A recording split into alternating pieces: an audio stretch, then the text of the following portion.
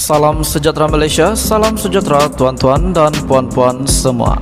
Hari ini Malaysia, rakyat Malaysia bakal digemparkan dengan berita tergempar mengejutkan panas hari ini berkaitan dengan isu-isu semasa politik di Malaysia, berkaitan dengan pendidikan, ekonomi dan segalanya ada di sini untuk semua isu-isu hangat di Malaysia. Mari kita menonton video hari ini, apa yang ada hari ini. Sila tekan butang subscribe, like dan share video ini. Jangan lupa tekan tombol lonceng untuk info-info yang lebih banyak daripada channel ini. Berita akan dimulakan beberapa saat lagi. Teruskan bersama di dalam channel ini untuk info yang lebih hangat di Malaysia, untuk semua rakyat Malaysia, untuk keluarga Malaysia. Mari kita menonton video ini. Selamat petang, salam sejahtera Malaysia, tuan-tuan dan puan-puan semua. Berita paling tergempar hari ini. Ada juga kata berita ini lawak, lucu dan semuanya yang membuat netizen ketawa. Ada yang kata beliau ini pengkhianat. Ada juga kata beliau ini bukan pengkhianat. Namun beliau telah membuat pengakuan bahwa beliau ini bukan pengkhianat. Berita tergempar hari ini dipetik daripada My Metro. Pilihan Raya Umum ke-15. Saya bukan pengkhianat, tak pernah lompat parti.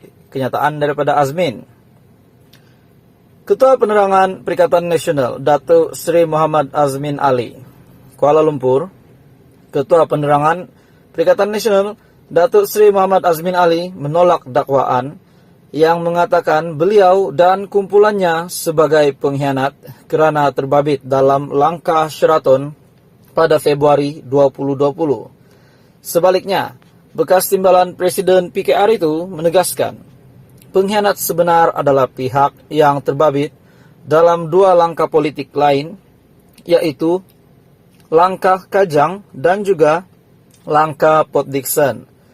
Langkah Kajang merujuk pada rancangan yang menjadikan Presiden PKR Datuk Seri Anwar Ibrahim sebagai Menteri Besar Selangor dengan bertanding pilihan raya kecil PRK Dewan Undangan Negeri DUN Kajang pada tahun 2014. Namun gagal selepas mahkamah mendapati beliau bersalah atas tuduhan liwat.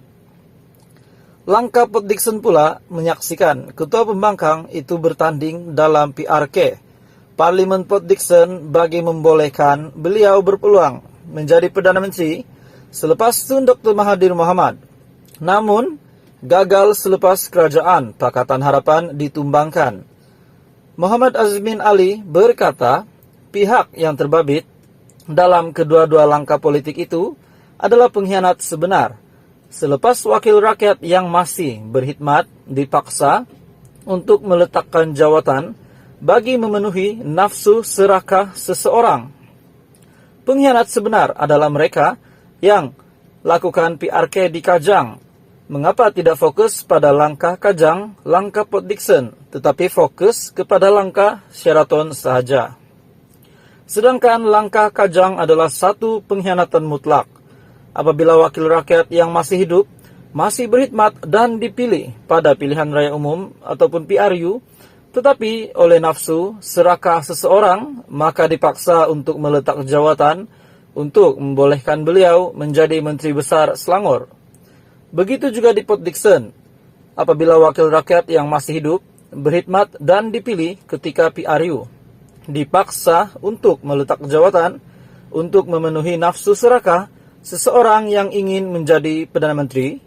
Apakah ini bukan pengkhianatan? Katanya ketika temu bual dalam rancangan agenda awani yang disiarkan semalam. Beliau mempertahankan langkah Sheraton yang merujuk pada tindakan bersatu dan 11 ahli Parlimen PKR dirinya keluar daripada Pakatan Harapan menyebabkan gabungan itu hilang majoriti sebagai kerajaan.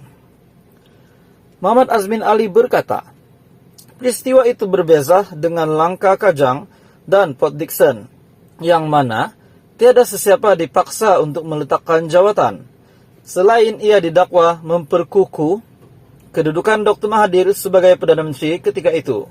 Malangnya, oleh kerana pergaduhan dan perebutan kuasa dalam Pakatan Harapan sendiri, menyebabkan Dr. Mahathir meletak jawatan. Mengapa dipersalahkan saya atau Tan Sri Muhyiddin Yassin, sedangkan berlakunya kekosongan itu karena Perdana Menteri meletak jawatan? Maka proses penggantian dilakukan mengikut pelembagaan persekutuan, kata Azmin Ali. Pada masa yang sama, Muhammad Azmin menegaskan, tidak pernah melompat parti ketika itu. Sebaliknya, beliau ini dipecat oleh PKR sekaligus tidak sepatutnya digelar katak politik. Saya tak pernah lompat parti. Tuduhan bahwa kita, golongan katak, adalah tidak berasas, kerana saya dan kumpulan saya dipecat akibat tidak wujud demokrasi dalam parti lama. Saya dipecat kerana menegur seseorang yang terlalu rakus untuk berkuasa dalam negara. Apakah itu salah? Saya menegur kerana melihat Pakatan Harapan gagal untuk melaksanakan dasar yang peduli dan prihatin rakyat. Pada masa yang sama, beliau menuduh Pakatan Harapan gagal memenuhi aspirasi rakyat, menyebabkan kerajaan yang dibentuk dengan mandat rakyat, pilihan raya umum ke-14, itu gagal dipertahankan. Sebagai contoh, katanya tindakan 8 menteri Pakatan Harapan mendesak Perdana Menteri ketika itu menukar 8 ketua setiausaha kementerian dilihat sebagai cuba bergaduh dengan anggota pentadbiran awam. Banyak juga peruntukan pembangunan dipadamkan, menyebabkan sesuatu kaum dalam negara rasa tertekan. Selain itu, beberapa kenyataan keras bersifat keterlaluan oleh pemimpin Pakatan Harapan menyebabkan rakyat tidak rasa harmoni duduk dalam pentadbiran Pakatan Harapan. Maka, proses penggantian dilakukan mengikut pelembagaan persekutuan, kata Azmin Ali. Pada masa yang sama, Muhammad Azmin menegaskan, tidak pernah melompat parti ketika itu. Sebaliknya, beliau ini dipecat oleh PKR sekaligus tidak sepatutnya digelar katak politik. Saya tak pernah lompat parti. Tuduhan bahwa kita, golongan katak, adalah tidak berasas, kerana saya dan kumpulan saya dipecat akibat tidak wujud demokrasi dalam parti lama. Saya dipecat kerana menegur seseorang yang terlalu rakus untuk berkuasa dalam negara. Apakah itu salah?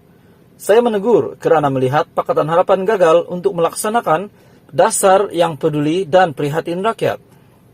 Pada masa yang sama, beliau menuduh Pakatan Harapan gagal memenuhi aspirasi rakyat, menyebabkan kerajaan yang dibentuk dengan mandat rakyat, pilihan raya umum ke-14, itu gagal dipertahankan. Sebagai contoh, katanya tindakan 8 menteri Pakatan Harapan mendesak Perdana Menteri ketika itu menukar 8 ketua setiausaha kementerian dilihat sebagai cuba bergaduh dengan anggota pentadbiran awam. Banyak juga peruntukan pembangunan dipadamkan, menyebabkan sesuatu kaum dalam negara rasa tertekan. Selain itu, beberapa kenyataan keras bersifat keterlaluan oleh pemimpin Pakatan Harapan menyebabkan rakyat tidak rasa harmoni duduk dalam pentadbiran Pakatan Harapan. Adakah selepas berita ini diumumkan oleh My Metro, adakah masih ramai rakyat akan menyokong Anwar Ibrahim? Ataupun ini hanyalah drama, kita tidak tahu. Teruskan bersama di dalam channel ini untuk info yang lebih lanjut politik di Malaysia. Terima kasih.